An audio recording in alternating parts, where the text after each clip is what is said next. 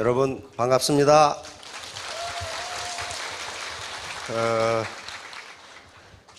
여기 좌석 제한이 있는데 그냥 무대 보러 오신 분들이 굉장히 많으신 것 같아요. 예, 아무튼 잘 오셨습니다.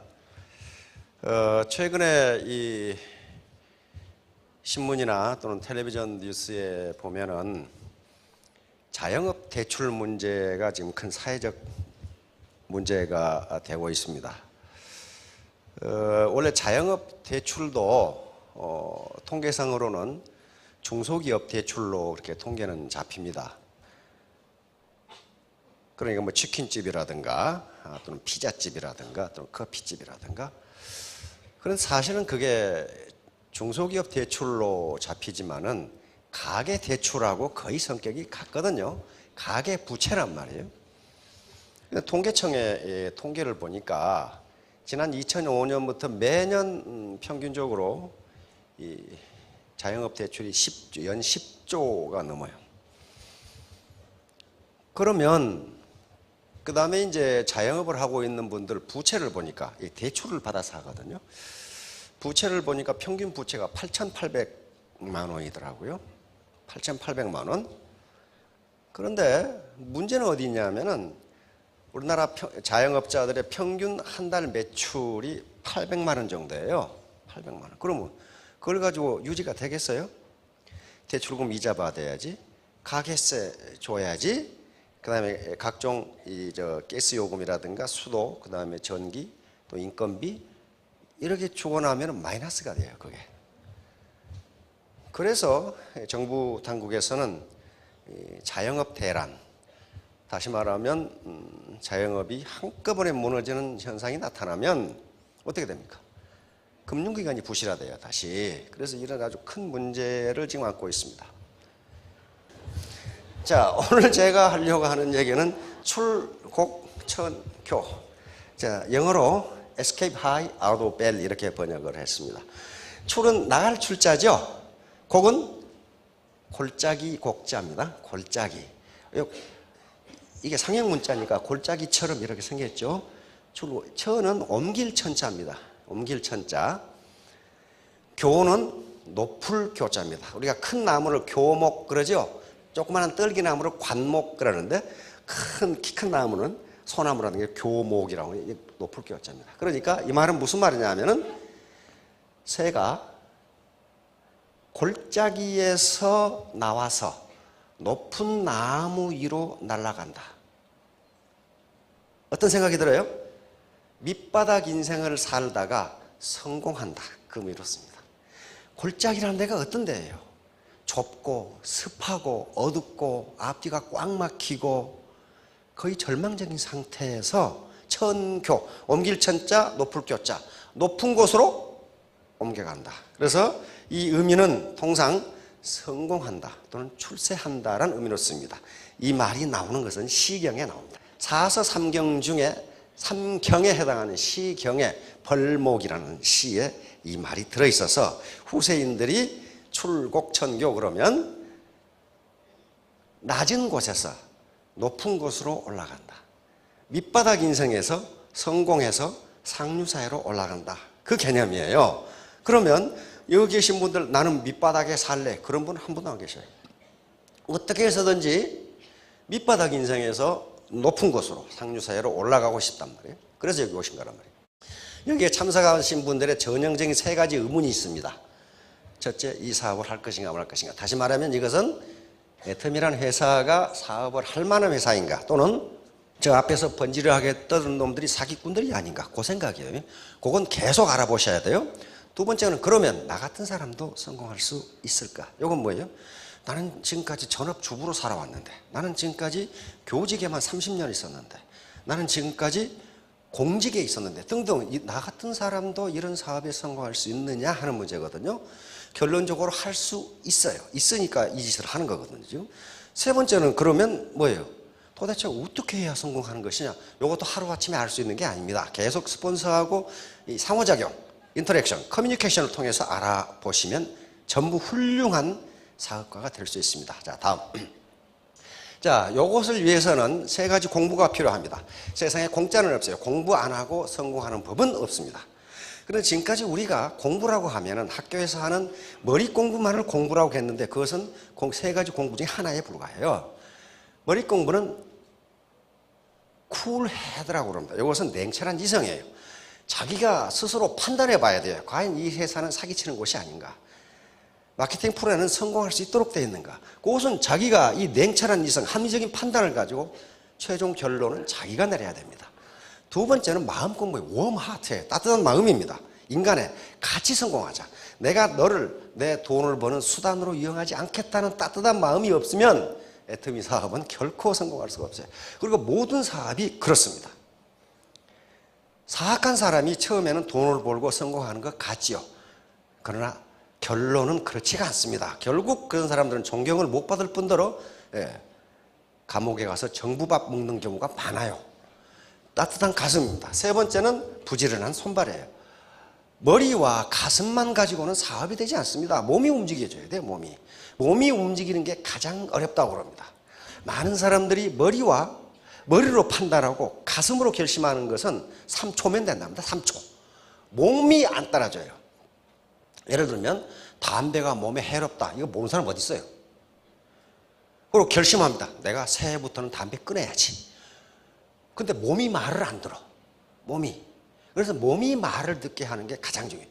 그래서 쿨헤드, 이성적으로 판단을 해야 돼요. 그다음에 웜 하트, 그리고 부지런한 손발, busy hand and feet. 요 세 가지가 갖추어지면 무슨 일을 하시든지 성공하실 수가 있어요. 자, 다음. 그러면 이제 출국청교. 요거 이 벌목편에 나오는데 바로 공공한 삶이 이어지는 사회의 밑바닥 같은 골짜기에서 나와서 사회 상류사회로 올라가자. 이것이 출국천교예요. 이건 누구나 원하는 바입니다. 오늘 저 여자 사장님들 집에 가시면 남편이 여기 갔다 오면 다리몽댕이를 분질러 놓는다고 하는 남편이 있을 거예요. 그때 느닷없이 아닌 밤중에 홍두깨식으로 당신 출국청교가 뭔 줄 알아? 그러면 깜짝 놀래가지고 이 여자가 무슨 주문해 오나? 그렇게 제압을 해야 돼. 그렇게. 그러면 출국천교 하기 위해서는 마음만 먹은다고 그렇게 되느냐? 그렇지가 않아요. 반드시 어떤 수단이 있어야 됩니다. 새는 날개가 있기 때문에 출국천교할 수가 있어요. 우리는 상류사회로 올라갈 수 있는 사다리가 있어야 돼요. 사다리. 요 도구가 있어요. 도구가 없이는 못 올라가요. 그런데 1997년 11월에 IMF 사태가 벌어지면서 많은 사람들이 우리 사회에 갑자기 사다리가 없어져 버렸다. 이렇게. 그러면서 개천에서 용나는 시대는 끝났다. 이렇게 돼요. 어떤 사람이 개천에서 용나기 어렵다. 그러니까 그것은 하천이 오염돼서 그럴 것이다.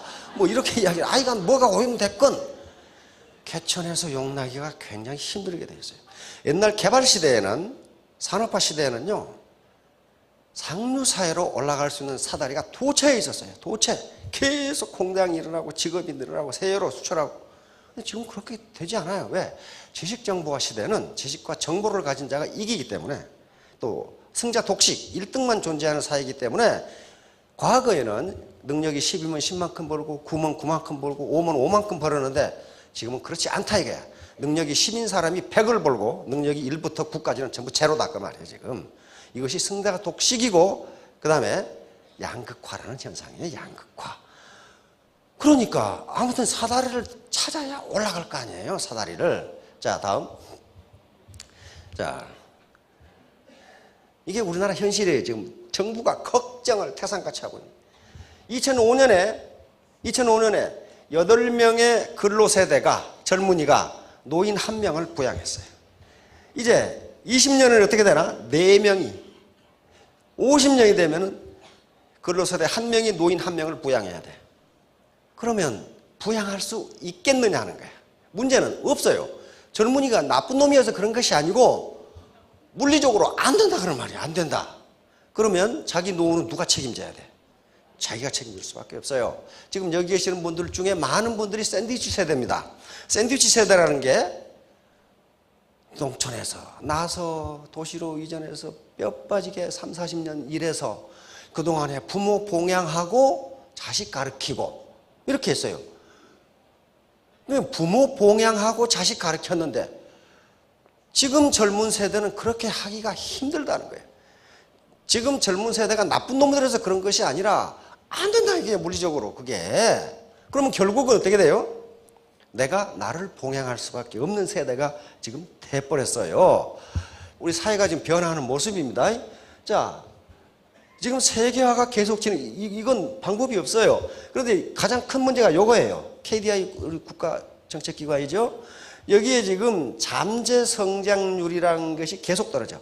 잠재 성장률이라는 것은 무슨 얘기냐 하면 이것은 한 국민 경제가 가지고 있는 자원을 최대로 이용했을 때 얼마나 성장할 수 있느냐 하는 문제예요. 그런데 최대로 성장해 봐야 지금 2000년대 4.6% 성장하는데 지금 실질 성장률은 3%대예요. 그렇죠? 3%예요. 우리가 가진 자원을 최대로 이용할 수 없다는 거예요. 뭐 때문에 그래요? 신림동에 가면 고시 본다고 10만 명이 쭈글씩 앉아 있어. 그렇죠? 학원에 가면요 공무원 시험 본다고 한 10만 명이 쭈글씩 앉아 있어. 4학년이 됐는데 휴학하고 졸업을 안 해. 전부 뭐예요? 자원 이용이 안 되고 있어요 지금. 그리고 졸업하고 어디로 가? 해외로 연수 나간다고 가고 없어. 그러니까 우리가 가지고 있는 자원은 큰 두 개입니다. 인적 자원과 물적 자원인데 그게 100% 이용되지 않는다는 거예요. 그러니까 현재 맥시멈 성장하면 4.6% 성장할 수 있는데 실질 성장률은 3. 몇 %밖에 되질 않아요. 자, 그런데 이때가 어떻게 됩니까? 잠재 성장률이 2.9%면 실제 성장률은 2%안 된다는 얘기예요. 이런 상황에서 짜버려둬서 뭘 어떡하겠느냐 하는 문제가 돼요 지금. 자, 다음 여기에서 세계화 신자유주의는 실패했다고 선언을 합니다. 다시 말하면 빈익빈 부익부가 진행되면서 신자유화가 되면 소득 분배가 잘 될 걸로 알고 있었는데 그렇지 않더라는 거예요. 그래서 다른 어떤 경제 시스템을 모색을 하고 있는데 소위 빌 게이츠가 이야기하는 창조자본주의를 모색하고 있는데 언젠가 세계 경제가 그렇게 갈 겁니다. 창조자본주의로 갈 건데 그때까지 기다리고 나면 우리는 다 죽고 없어요. 언제 바뀔 거냐고 언제. 안 바뀌어요. 결국 자기가 책임질 수밖에 없어요. 생일에 잘 먹으려고 한 달 굶었더니 죽더라고. 그렇게 되고 만단 말이에요. 언제 경제 시스템이 바뀌기를 기다리겠냐 말이에요. 바뀌어도 안 돼요. 왜? 아까 우리 노령화 봤죠? 정부가 노년연금을 많이 주고 싶어도 돈이 없어 안 된다는 거예요. 정부는 세금을 걷어서 주는데 근로세대가 2016년이 언제입니까? 다음 해죠? 다음부터 근로세대의 절대 숫자가 줄어요. 절대 숫자가 준다고. 네. 애들을 안 낳아, 애들을 안 낳으면 어떻게 하면 낳게 할 수 있어요? 방법은 간단해. 감옥으로 보내버리면 나아요. 그런데 경제학자들은 그런 문제를 지금 논의하고 있어요. 재화는 말이죠. 공공재라는 것이 있고 사유재 또는 민간재라는 게 있어요. 공공재는 그것을 건설해 놓으면 불특정 다수 사람들이 이용하기 때문에 아무도 개인이 건설하려고 하지 않는 재화예요. 예를 들면 신호등 누가 할 거예요? 신호등 하나 만들어 놓으면 전 국민이 다 이용해. 그러면 개인은 건설 안 해. 그럼 누가 합니까? 정부가 해요. 정부가. 공공재는 정부가 공급합니다. 국방 공공재이기 때문에 정부가 해요. 등대 공공재예요. 등대를 건설해 놓고 돈 안 낸 놈은 보지 마라. 그게 됩니까? 안 돼요. 안 될 뿐만 아니라 등대를 많은 사람이 본다고 해서 등대불이 흐려지지가 않아요. 그게 공공재의 특성이에요. 많은 사람들이 이용하더라도 그 한계 비용이라는 게 제로가 돼요. 그러니까 가능하면 많은 사람이 이용하는 게 좋아, 공공재는. 그래서 누가 한다? 정부가 해요. 정부가 기상청에서 일기예보를 했어. 일기예보를 방송요금 안 낸 놈은 듣지 마라. 안 되는 거예요. 그게 안 되는 거예요. 그리고 많은 사람이 듣는다고 해서 생산 비용이 늘어나지가 않아. 똑같아 생산 비용. 그러니까 공공재는 누가 하느냐 하면 정부가 해요. 국가가 공공재를 공급합니다. 교육은 어떻습니까? 교육은 공공재예요, 민간재예요?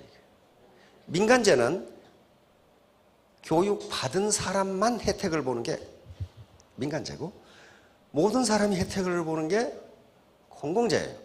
근데 교육이 공공재적 성격이 가장 강합니다.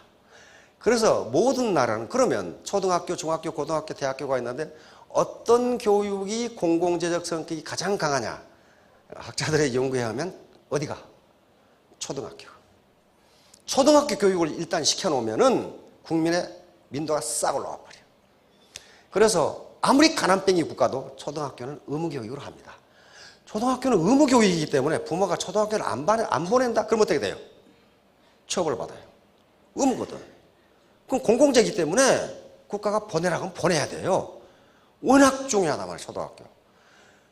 그런데 학년이 중학교, 고등학교로 올라갈수록 공공재적 성격이 조금씩 줄어들어. 그러나 고등학교까지도 공공재적 성격이 대단히 강해요. 그래서 미국이나 일본 같은 경우는 고등학교까지 의무교육이야. 굉장히 강해요. 그래서 대학은 어떤가? 대학은 공공재적 성격이 조금 떨어지는데 그럼에도 불구하고 대학도 공공재적 성격이 굉장히 강해요. 대학을 졸업한 우수한 기술 인력이 생각해 보세요. 맹물로 가는 자동차를 만들었다. 그럼 그 사람만 혜택을 봐요? 전 국민이 혜택을 봐버려. 유능한 정치가가 나왔다. 유능한 지도자가 나왔다. 그럼 어떻게 됩니까? 전 국민이 혜택을 봐. 그래서 대학도 정부가 많은 예산을 지원해 줍니다. 왜? 공공재니까. 이게 무슨 얘기를 하려고 그 모양이 내가 이런 얘기를 하냐면은 재화를 어떻게 보느냐에 따라서 그 국가 정책이 달라져요. 예를 들면 의료, 건강, 이게 공공재냐 민간재냐 하는 문제예요. 굉장히 철학적인 문제죠. 참 돈 벌러 와가지고 별 희한한 소리 다 듣는다. 한번 들어보시라고요. 의료, 만약에 국가가 국민의 건강은 개인의 문제가 아니라 국가적인 문제라고 생각하면 어떻게 됩니까? 그건 공공재가 돼요. 그러면 의료를 누가 책임져야 돼? 국가가 책임. 유럽이 그러잖아요. 자기 돈 10원도 안 내잖아요. 왜? 국민의 건강은 국가적인 문제지 개인적인 문제가 아니라고 생각하는 거예요. 그러면 의료는 국가가 책임져야 돼. 한 개인이 건강이 안 좋으면 국가 전체적으로 생산성이 떨어지고 가족이 파괴되고 이런 문제가 생기잖아요. 그럼 이 국가적인 문제라고 생각하는 거예요. 그러니까 어떤 재화를 그것을 공공재냐 사유재라고 보는 것 자체가 국가 정책이 달라진다고요. 그러면 이제 본질적인 문제로 돌아와서 결혼이 공공재냐 민간재냐 이 문제예요. 전 국민이 결혼 안 하고 김수환 추기경처럼 혼자 사신다. 이러면 한 30년이 국가가 망해버려 그냥. 그렇잖아요. 그런 입장에서 보면 결혼은 공공재예요. 그러면 결혼 비용은 누가 돼야 돼? 국가가 돼야 돼. 출산은 어떻습니까? 출산은 더 공공재예요. 나라가 망하게 생겼는데 지금. 근로세대가 줄어들어요. 출산도 공공재입니다. 그럼 공공재는 어떻게 되느냐? 그걸 의무이기 때문에 의무를 이행하지 않으면 감옥에 가게 돼. 그러니까 앞으로 몇 년 뒤에는 20대 결혼을 하지 않는 여성들은 결혼 기피죄. 그래가지고 감옥으로 이제 이렇게 가고, 결혼해서 1년 이내에 자녀를 갖지 않은 신혼부부는 출산 기피죄. 그래가지고 감옥으로 이렇게 가는, 그 웃을 일이 아니에요. 그게 결혼과 출산이 공공재이기 때문에 그래요. 안 그러면 나라가 소멸돼 버려요. 그렇다면 국가적인 문제이지 이제 한 개인의 문제가 아니라는 게 벌써 사회적 문제가 되고 있잖아요. 이게 돈 버는 얘기하다가 쓸데없는 얘기만 잔뜩 했네. 이제 자, 사회 구조는 지금 큰 문제가 빈부격차입니다. 요 해소되기가 상당히 힘들어요. 지금 요 문제. 여기 신세대의 코리안 드림, 아까 상류사회로 올라가는 사다리가 없어져 버렸어요. 요 문제예요 지금. 자, 다음. 그러면 골짜기에서 나와서 위로 올라가야 되는데 아무렇게나 그냥 올라가는 건 아니에요. 아까 수단이 있어야 돼. 사다리가 있어야 돼. 사다리가 있어야 되는데 사다리는 아까 말한 시스템을 갖는 것인데 그건 나중에 설명을 하고. 자, 이 관서유감이라는 시입니다. 주자라는 남송의 대학자, 우리 주자학, 성리학을 만든 분인데, 성리학자인데 이런 시가 있어요. 지난밤 강가에 봄물이 불어나니 거대한 전함이 터럭처럼 가볍네. 여태껏 힘들여 옮기려 했었는데 오늘 강가운데 저절로 다. 자, 썰물이 되면서 이 몽충이라는 것은 중국 군함입니다. 군함이 갯벌에 드러났어. 그거 끌고 갈 수 있느냐 그런 말이에요. 못 끌고 가요. 그런데 봄에 비가 와서 물이 차면은 끌고 가려고 안 해도 지가 가. 주자가 이 시를 읊은 것은 뭐냐면은 모든 일을 어거지로 해도 안 된다. 때가 있다, 때가. 기회가 있다. 기회를 잡지 않으면 봄물이라는 것이 물이 불어나지 않으면 아무리 힘센 놈도 군함 못 끌고 간다. 그런 말이에요, 지금. 그리고 배가 떠오르려면 물이 차야 되는데 기본 실력도 없이 뭔가 이루려고 하지 말라 하는 그 개념입니다. 그러면 여기 계시는 모든 분들이 지난 20, 30년 또는 3, 40년 열심히 일했는데 뭐가 안 됐어요.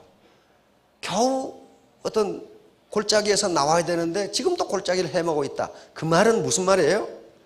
봄비가 내리지 않았다. 그런 말이에요. 주자의 시에서는 봄비가 내리면, 즉 기회를 잡으면은 내가 배를 끌고 인생이라는 배를 끌고 가지 않더라도 저절로 뜨게 돼 있다.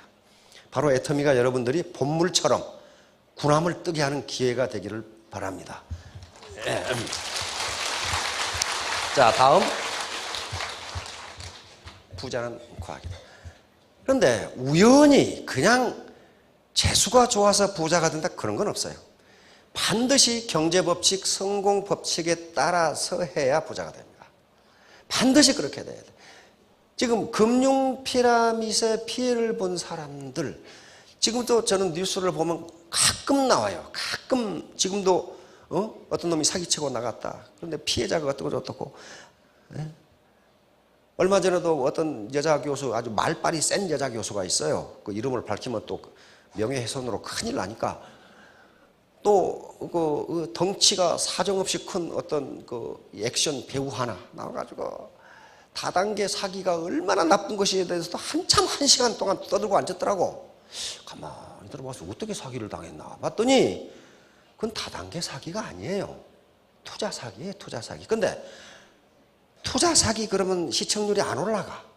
다단계 사기. 그래서 이제 막 떠들어야 나오는데, 그런데 다단계 사기를 당했다고 떠드는 그 액션 배우는 경찰에게 어떻게 처벌을 받았냐면 사기 공범으로 처벌을 받았어. 사기 공범. 자기는 다단계 피해를 봤다고 그러는데 내가 가만히 들어보니까 경찰이 맞네. 사기 공범이네. 이렇게 돼.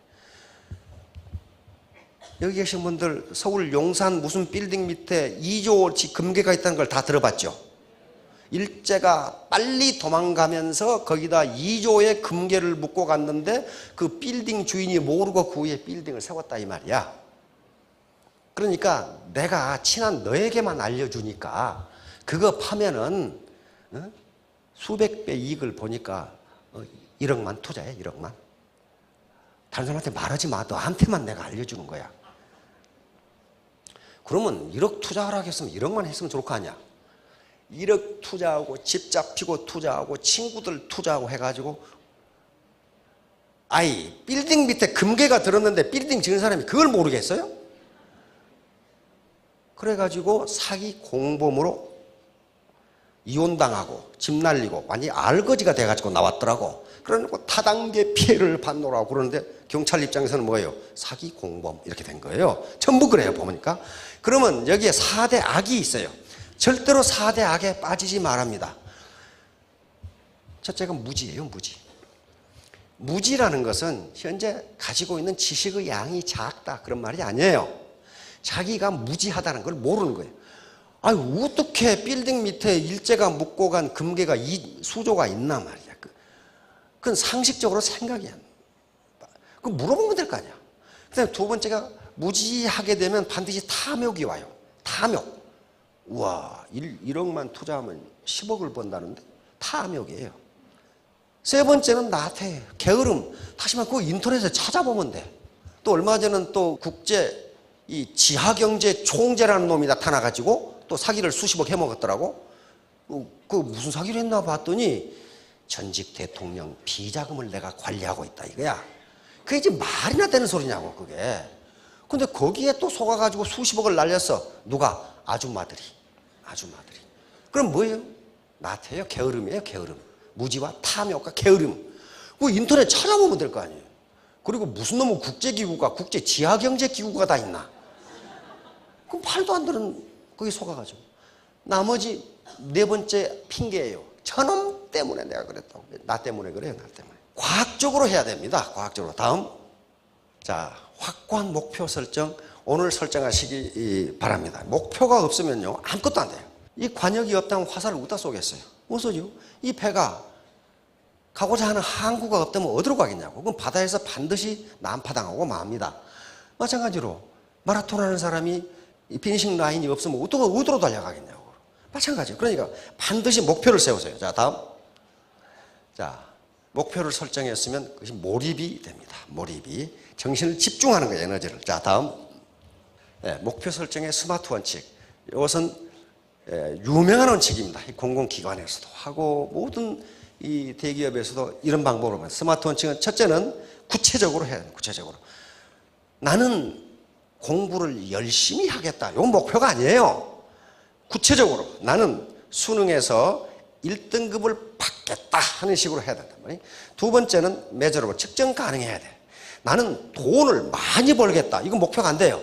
측정 가능해야 돼. 나는 한 달에 1,000만 원을 벌겠다. 이렇게 해야 된단 말이에요. 구체적으로. 다음에 행동지향적으로. 관념적으로만 해서 안 돼요. 나는 부모님께 효도하겠다. 그게 뭐가 효도에 뭐가? 구체적으로 행동지향적으로 나는 부모님께 매일 전화를 드리겠다 하는 식으로. 그럼 전화를 안 했으면 어떻게 되는 거예요? 목표 달성이 안 된 거 아니에요. 그 다음에 현실성 있게 실현 가능해야 됩니다. T는 타임 바운드, 시간 제한이 있어요. 내가 2017년 9월 31일까지 월천댁이 된다. 이게 타임 바운드가 없으면요, 그건 목표가 아니에요. 자, 다음. 이런 식으로 이렇게 돼서 팍 천교, 출국 천교 하겠다는 히말라야를 올라가는 분들도 어떻습니까? 여기 며칠 언제, 여기 캠프 언제, 이렇게 목표를 정하잖아요. 시간 타임 바운드를 정해요. 그래 놓고 딱 에베레스트에 올라갑니다. 그냥 아무렇게나 올라가는 게 아니에요. 우리가 지금 여기 올라가려고 그러거든요. 이 골짜기에서 출국 해가지고 천교 하려고 그러면은 타임 테이블이 있어야 된다는 거예요. 앤드류 카네기는 영국의 스코틀랜드 출신입니다. 집이 가난해서 초등학교 4학년밖에 다니를 못했어요. 미국 펜실베니아로 이주를 해서 US 철강이라는 세계 최고의 철강을 만들면서 가장 부자가 됐고 가장 유능한 경영자가 됐고 미국에서 그 당시에 가장 영향력 있는 인사가 됩니다. 이분이 거대한 부자가 됐어요. 거대한 부자가 됐는데 항상 한심하게 생각한 게 뭐냐 하면은 어째서 우리 노동자들은 부자가 될 생각을 안 하는가? 그게 불만이었어. 봉급을 주면은 가서 술 먹고 무 먹고 그걸 다 탕진해 버리고, 나는 초등학교 4학년밖에 안 나와가지고 찌어지게 가난해가지고 학교도 못 다닌 사람이 이렇게 세계적인 부자가 됐는데 왜 우리 노동자들은 부자가 될 생각을 안 하는가? 그래서 이렇게 집합시켜놓고 내가 부자가 되는 비법을 가르쳐 주겠다 해가지고 연설을 한 게 요거예요. 근데 카네기는 무슨 심리학자도 아니고 정신분석학자도 아니에요. 나는 이렇게 했다예요. 나중에 성공학자들이 연구해 보니까 정확하게 맞아요. 이렇게 하면 부자가 되도록 돼 있어요. 나폴레옹 힐이라는 사람이 쓴 성공의 법칙이라는 책이 있습니다. 그 책에 이게 딱 나와 있어요. 이렇게 하면 성공한다. 그런데 하도 쉬워서 거의 80%의 노동자들은 뭐 아무것도 아니네, 나도 아는데 그러고 나가버렸어요. 그놈들은 평생 가난뱅이로 살았고 20%의 노동자들은 이제 알았다 하는 사람이 그 사람은 부자가 됐어요. 그러니까 진리는 멀고 어려운 곳에 있는 것이 아니고 가깝고 쉬운 곳에 있다. 자, 카네기가 한 말이 뭐예요? 벌고 싶은 액수를 명확히 써라 그랬어요. 명확히 정하라. 2017년 9월 31일까지 월 1,000만 원 이렇게 적으라는 말이에요. 적으라. 그거 적는데 뭐 세금 내고 적어야 됩니까? 자기 결심하면 되는 거예요. 결심. 애터미를 하러 오셨으면 애터미를 해서 벌겠다 이렇게 결심을 해요. 왜? 그렇게 번 사람이 있거든. 이게 실증적이란 말이에요. 오늘 그렇게 정하세요. 왜? 그렇게 정하면 된다고 그렇게 돼 있습니다. 된다. 이것은 무슨 뭐 주문에 오는 것도 아니고요. 이건 이미 사회학과 그다음에 심리학에 이렇게 그렇게 되리라고 믿으면 그렇게 된다 그렇게 돼 있어요. 자기 충족적 예언이라는 이론이고 또 하나는 피그말리온 효과라는 효과입니다. 그렇게 되리라고 믿으면 그렇게 된다예요. 자, 다음. 자, 요게 이제 바로 암시라는 거예요. 바로 자기 지금 석세스에 가면 인생 시나리오 쓰고 목표 설정하는데 요게 자기 암시, 자기가 자기에게 맹세하는 거예요. 나는 2017년 9월 30일까지 월천택이 된다. 나는 그럴 만한 자격이 있다. 나는 그럴 만한 능력이 있다. 이렇게 믿는 거예요. 왜냐하면 인간의 정신 영역은 잠재력, 그러니까 여기에 컨셔스 마인드, 이게 의식 부분이죠. 의식. 여긴 잠재의식입니다. 서브컨셔스. 의식이 10%고 잠재의식이 90%인데 잠재력은 여기서 나온다. 잠재력은. 그러니까 이 아인슈타인이 나는 내 능력의 10%, 5%도 쓰지 못했다. 그렇게 이야기했다고 그러는데 어떤 학자가 아인슈타인이 한 말을 다 조사해 봤더니 그런 말을 안 했대. 아인슈타인 그래서 그 유언을 했죠. 내가 죽은 다음 내 뇌를 연구하라고 그랬죠. 그래서 가족의 동의를 얻어서 뇌를 연구하고 있죠. 근데 그 뇌가 우리나라에 와 있죠. 우리나라 일부가 와 있어요. 연구하라고. 도대체 아인슈타인의 머리는 어떻게 생겼냔 말이에요. 학자들이 암만 연구해봐도 보통 사람은 뇌하고 똑같아.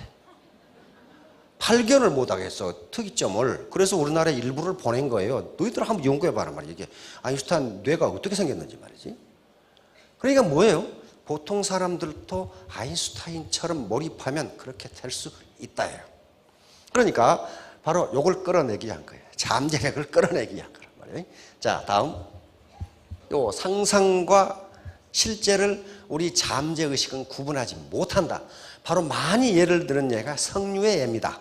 석류를 먹어본 사람은 석류를 먹지 않는데도 석류라고 얘기하면 침이 나온다. 그게 우리 잠재의식 속에 석류가 들어있으니까 잠재의식은 절대로 거짓말을 하지 않는다. 그러니까 그대로 나온다. 얼마 전 텔레비전에 이 잠재의식에 대해서 실험을 하더라고. 어떤 아가씨가 그 푸른 잎 공포증에 걸려 있는 아가씨가 있더라고. 푸른 잎을 보면은 전율이 흐르고 공포가 나서 보지를 못해요. 이 아가씨는. 그러니까 어때요? 식당에 가서 상추가 나오면 기겁을 해버려요. 그냥 놀라가지고 자빠져 버려요. 푸른 잎만 보면 공포가 나는 거예요. 공포가. 잠재의식은 왜 그러는지를 알고 있는데 의식은 모른단 말이에요. 90% 잠재의식 속에 그 아가씨가 상추만 봐도 기겁을 하고 졸도를 해버리는 게 분명히 잠재의식은 알고 있는데 의식은 몰라. 그러니까 최면을 걸어놓으면 어떻게 됩니까? 의식이 없어져 버리니까 잠재의식이 튀어나와요. 그래서 최면사 계속 걸더라고. 그러니까 여기 상추가 있는데 왜 무서워? 어려서 상추를 먹고 체한 적이 있어. 체한 적이 있어. 그래서 그 뒤로는 푸른 잎만 보면 공포가 나는 거예요. 그래서 그걸 계속 다른 사람은 먹는데 괜찮지? 그 뒤로는 상추쌈을 맛있게 먹어. 괜찮다 하는 걸 잠재의식에 다시 집어넣은 거예요. 상추를 먹어도 괜찮다. 그게 잠재의식이에요. 그러니까 지금까지 많은 분들의 잠재의식 속에 나는 안 돼. 나는 학력이 안 되거든. 그걸 자꾸 집어넣었단 말이에요. 집어넣었어. 근데 그걸 끄집어내고 나는 돼. 나는 그럴 만한 능력이 있어. 나는 그럴 만한 인물이야. 집어넣으면 그렇게 된다는 거예요. 그게. 그래서 이게 성공학자들이 이구동성으로 하는 얘기가 요 얘기예요. 늘 예를 드는 예가 여기 짐 캐리라는 사람이에요. 이거 캐나다 출신 미국 코미디언이죠. 돈이 없어가지고 폐차장에 잠자고 집이 없으니까 그리고 맥도날드 햄버거 가지고 하루를 때운 사람이에요. 그런데 수첩 소개가 뭐가 들었으냐 10,000불짜리 수표가 들어있었어. 왜냐하면 지가 만든 거. 그러고 아버지한테 보여줬어요. 아버지, 제가 1,000,000불 개런티를 받는 배우가 되겠습니다. 근데 얼마 전에 우리 TV에서 이걸 보여주더라고. 지금도 가지고 다녀. 지가 만든 수표가 너덜너덜해. 하도 오래 다녀서. 그걸 보여주더라고, 이렇게. 지금도 가지고 다녀요. 그런데 이런 영화들이 에이스 벤츄라 보셨죠? 안 보신 분은 가서 보기 바라는데 무지 재밌어요. 마스크, 더 케이블 가이를 찍고 이 앞에 요걸 찍고 1,000만 불을 받았고 케이블 가이를 찍고 한 번 출연에 2,000만 불을 받았어요. 우리는 200억이죠. 그렇게 됐어요. 그러면 그것이 부적이었느냐? 부적이 아니고 자꾸 자기 암시를 주는 거예요. 나는 1,000만 불짜리 배우다. 나는 1,000만 불짜리 배우다. 그러면서 그렇게 액션을 취하는 거예요. 그리고 결국 그렇게 됐어요. 난 요 책에서만 봤는데 텔레비전을 보다가 짐 캐리라는 놈이 나와가지고 이걸 꺼내가지고 보여주더라고요. 이게 너덜너덜해. 지금도 가지고 다녀요. 오늘 가서 집에서 당장 써가지고요. 월천댁 그렇게 써가지고 하나씩 넣어가지고 다니세요. 그거 누가 세무서에서 세금 내라고 안 그러니까 하나씩 써가지고 다니세요. 자, 결론입니다. 전심치지. 전심치지는 맹자에 나오는 얘기입니다. 사서삼경 중 맹자에 나오는 말인데 마음을 집중하고 뜻을 한 곳에 모으면 됩니다. 맹자는 아주 자세하게 설명하고 있어요. 바둑을 배우는데 바둑을 두 사람한테 배우는데 이 사람 능력도 똑같고 다 똑같은데 한 사람은 바둑을 열심히 배우는데 한 사람은 바둑 끝나고 사냥 가야지 그 생각하고 있으면 바둑 못 배운다는 거예요. 그러면서 구체적으로 설명해요. 두 사람의 능력의 차이가 있느냐? 그렇지 않다. 한 사람은 정신을 집중했고 한 사람은 사냥 갈 생각만 하고 있으니 바둑을 배우겠느냐? 그렇게 설명이 돼 있어. 응? 맹자의 그 설명이 나와요. 그러니까 애터미 사업을 해서 나는 월천댁이 되겠다고 생각을 하시면 그게 집중하시면 된다는 거예요. 자, 다음. 네, 요겁니다. 태도, 애티튜드 전부 합하면 100이 되죠. 우리가 가지고 있는 능력은 1%만 있으면 돼요. 나머지 90%는 태도예요. 어떻게 내가 스폰서 파트너와 더불어서 동반 성공할 것인가. 요것만 결심을 하시고 오늘 집에 가서 월천댁이라는 걸 만들어서 수첩에 넣어가지고 다니시면 2년 후, 3년 후에 반드시 그렇게 되실 겁니다. 모두 성공하시기 바랍니다. 감사합니다.